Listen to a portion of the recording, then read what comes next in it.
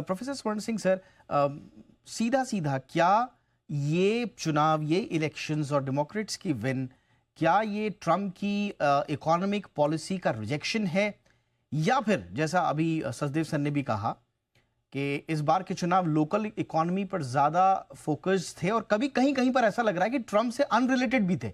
जैसे NY housing crisis पर 70% vote की खबर आ रही है, तो वो ट्रम्प से अनरिलेटेड लग रहा है। स्कूल फंडिंग पर जो डेमोक्रेट्स को एक तरह से जीत मिली, 80% उनकी प्रायोरिटी दिखाई दे रही है। नो मेडिकेड एक्सटेंशन पर 65% सपोर्ट है, वो फेडरल से अलग दिखाई दे रहा है। कई जगह पर ग्रीन एनर्जी बिल्स, बहुत सारी चीजें ऐसी भी लग रही हैं कि जो संभवतः ट्रम्प से और फेडरल से अनरिलेटेड है। तो आपका एनालिसिस क्या है सर?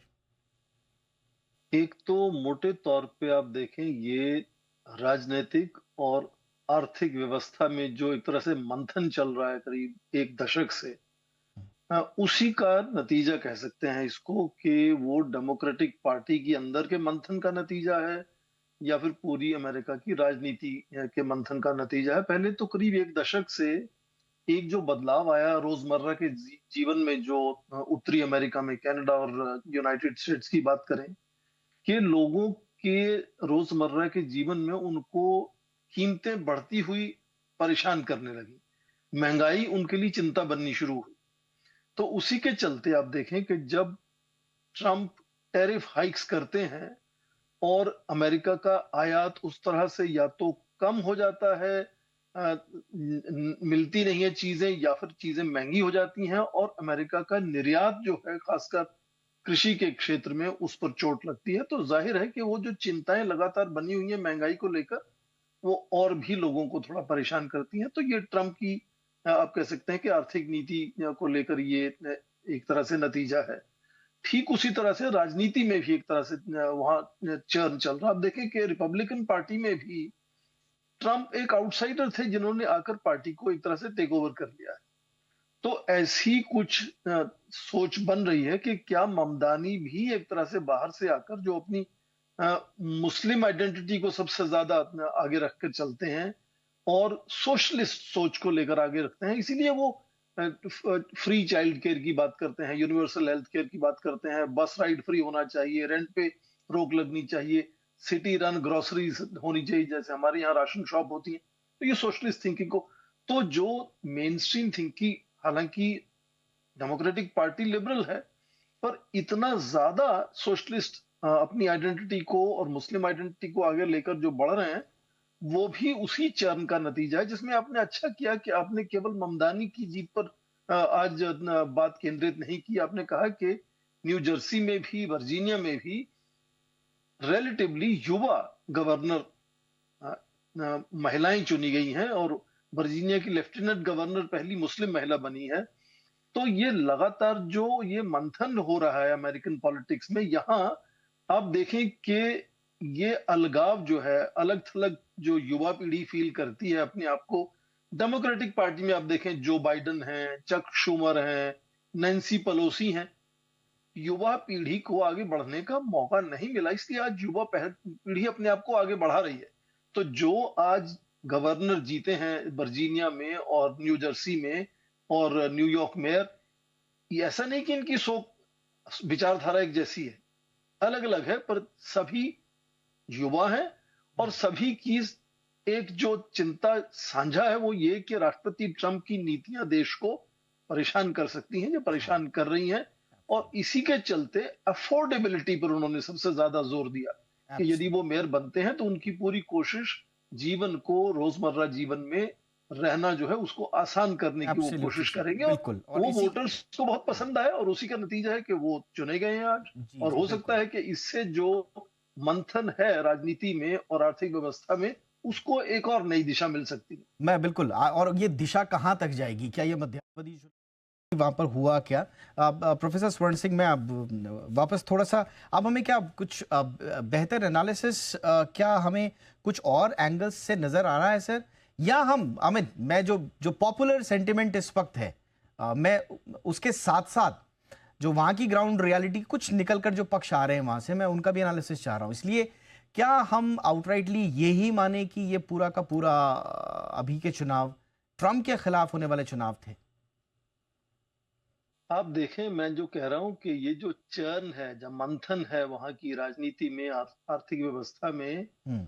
उसके चलते आप देखें राष्ट्रपति ट्रंप ने अपने ही रिपब्लिकन कैंडिडेट को, कर्टिस स्लिवा को, किस तरह से बार बार नकारा है, उनको फटकारा है। हम्म। यहां तक कहा कि उनको वोट देना, ममदानी को वोट देना। ये उनके रिपब्लिकन कैंडिडेट थे मेयर के लिए। तो दोनों पार्टी में अंदर एक मंथन चल रहा है। कुछ टकराव हैं, कुछ टकराव सामने आते हैं, कुछ टकराव सामने नहीं आते हैं। जैसे हमने अभी कहा कि वर्जीनिया में स्पेनबर्गर और न्यू जर्सी में शेरिल और वर्जीनिया में ही गजाला हाशमी जो चुन के आई हैं, वो मॉडरेट डेमोक्रेट्स हैं। तो ये क्यों है कि जो सोशलिस्ट डेमोक्रेट अपने आप को कहते हैं और मुस्लिम आइडेंटिटी अपनी और इमिग्रेंट आइडेंटिटी को सबसे सबसे आगे रखकर चलते हैं, वो ज्यादा इस वक्त ट्रेंड सेटर क्यों नजर आ रहे हैं? क्योंकि ये नतीजा है अमेरिका की राजनीति में जो पोलराइजेशन आया है। हम्म। रिपब्लिकन पार्टी में भी देखें कि मॉडरेट वॉइसेस नहीं है सामने। कौन सामने है? जो प्रोटेक्शनिज्म की बात करते हैं राष्ट्रपति ट्रंप, और जो नेशनलिज्म की बात करते हैं, अमेरिका फर्स्ट की बात करते हैं, तो वो भी कंजर्वेटिव जो एक तरह से खेमा है, वो तेजी से जो काबू कर रहा है नेतृत्व को रिपब्लिकन पार्टी में। इसीलिए उनके सामने मॉडरेट डेमोक्रेट उनका मुकाबला शायद नहीं करने में सक्षम अपने आप को महसूस करते। इसीलिए जो रिलेटिवली रेडिकल सोशलिस्ट अपने आप को कहते हैं, इमिग्रेंट कहते हैं, मुस्लिम आइडेंटिटी पर जोर देते हैं, वो शायद उनको लगता है कि ट्रंप का विकल्प हो सकते हैं। इसीलिए आज ये लग रहा है कि एक न्यूयॉर्क के मेयर की सीधा मुकाबला राष्ट्रपति ट्रंप से हो रहा है। उनकी बातचीत सीधी हो रही है। जैसे आपने खुद कहा कि उन्होंने कहा राष्ट्रपति ट्रंप जो मुझे अभी देख ही रहे होंगे, उनके लिए 4 शब्द मैं कहना चाहता हूं कि अपने टेलीविजन का वॉल्यूम बढ़ाएं, मतलब जनता की आवाज सुनना शुरू करें, इस तरफ उन्होंने इशारा किया।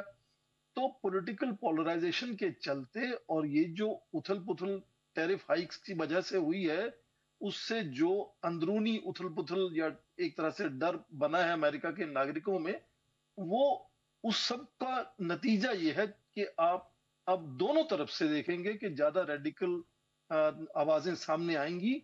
और अभी देखें अगले साल में मध्यावधि चुनाव होते हैं, मतलब जो उनका हाउस ऑफ रिप्रेजेंटेटिव्स है, उनके 435 रिप्रेजेंटेटिव्स का चुनाव अगले साल होना है नवंबर में। 33 राज्यों में 33 सेनेटर चुने जाएंगे, 36 गवर्नर चुने जाएंगे। तो यदि ये पोलराइजेशन बढ़ता हुआ नजर आता है, तो चाहे जो डेमोक्रेटिक के खास गढ़ हैं वहां डेमोक्रेटिक ही जीतते रहे, रिपब्लिकन जहां उनके गढ़ हैं वो जीतते रहे, पर दोनों तरफ से इन दोनों दलों के अंदर भी जो है वो रेडिकल जो आवाजें हैं वो ज्यादा सामने नजर आने वाली हैं। मुझे ऐसा लगता है कम से कम वो नजर कम से कम ज्यादा आएंगी, चाहे उनका प्रभाव धीरे धीरे उतना ना बढ़े बहुत जल्दी से। क्योंकि हमने अभी कहा कि जो 3 और लोग चुने गए हैं वो तो मॉडरेट डेमोक्रेट्स हैं। एक हैं जो अपने आप को सोशलिस्ट डेमोक्रेट कहते हैं, उनको हम देख रहे हैं कि उनको मीडिया कवरेज ज्यादा मिल रहा है, ट्रंप भी सीधा उनसे ही बात कर रहे हैं। हालांकि हम्म। दूसरे 2 जो जीते हैं वो गवर्नर है, राष्ट्रपति ट्रंप उनकी बात नहीं कर रहे, राष्ट्रपति ट्रंप मेयर की बात कर रहे हैं न्यूयॉर्क की। जी। तो जी। ये बेसिकली एक तरह से धीरे धीरे जो पोलराइजेशन बढ़ रही है अमेरिकन राजनीति में, उसी का नतीजा है ऑल कि राइट। इस तरह की आवाजें आपको जी। आने वाले समय में शायद और भी ज्यादा नजर आएंगी। जी। पर मैं तो क्योंकि ना डेमोक्रेटिक से पार्टी से हूं ना रिपब्लिकन पार्टी से हूं, मुझे लगता है दोनों में ही अंदरूनी टकराव, अंदरूनी तनाव और ये पोलराइजेशन धीरे धीरे बढ़ती हुई नजर आ रही है। और एब्सोल्युटली इस सर। तरह के नतीजे आने वाले समय में लगातार बनते रहेंगे और ऑल राइट सर, चुनाव बिल्कुल। या वो भी ये आप देखेंगे। 2026 का मध्यावधि। क्या जी कहना जी, चाहते स्वर्ण सिंह सर। मैं काफी संयम रख रहा था, जी। पर मुझे थोड़ा सा डिस्कम्फर्ट हुई, क्योंकि बार बार ये कहा गया, अनुराग ने कहा बार बार कि वोटर ठीक नहीं है अमेरिका के लिए, या जो सफल नहीं है वो वोटर ठीक नहीं है, या उनका इकोनॉमिक स्टेटस क्या है वो तय करेगा। मुझे लगता है कि मैं क्योंकि दुनिया के सबसे बड़े लोकतंत्र से हूं, तो ये फर्क करना किसी भी लोकतंत्र के लिए बहुत बड़ा खतरा बन सकता है। क्योंकि लोकतंत्र में हर नागरिक को एक वोट है, चाहे वो बिलियनर हो, चाहे वो आम इंसान हो, अ, उनका वोट उतना ही सक्षम है, उतना ही कामयाब है। और दूसरी बात, पॉलिटिकल जजमेंट जो है, पॉलिटिकल मैच्योरिटी है, उसके लिए टेक्निकल एजुकेशन यूनिवर्सिटी सिस्टम में होना जरूरी नहीं है, हम्म। ना पॉलिटिकल कंटेस्ट करने के लिए, ना वोट डालने के लिए। तो मैं इसको भी खंडन करना चाहूंगा कि किसी का एक्सपोजर लेवल, एजुकेशन लेवल किस तरह का है, वो तय करेगा कि उनको वोट, उनके वोट को सही माना जाना चाहिए या नहीं। लोकतंत्र में कोई भी नेता जब अपने लिए वोट इतने इकट्ठे कर लेता है कि वो चुना जाता है, ठीक सर। तो उसमें फिर बार बार इधर उधर की बातें करना कि वोटिंग ठीक नहीं थी, वोटर ठीक नहीं थे, थोड़ा सा मुझे लगता है कि सही नहीं ठीक है होगा सर, इस तरह की वो बात। डिफरेंस ऑफ ओपिनियन, अगेन आपने अपना पॉइंट ऑफ व्यू रखा सर।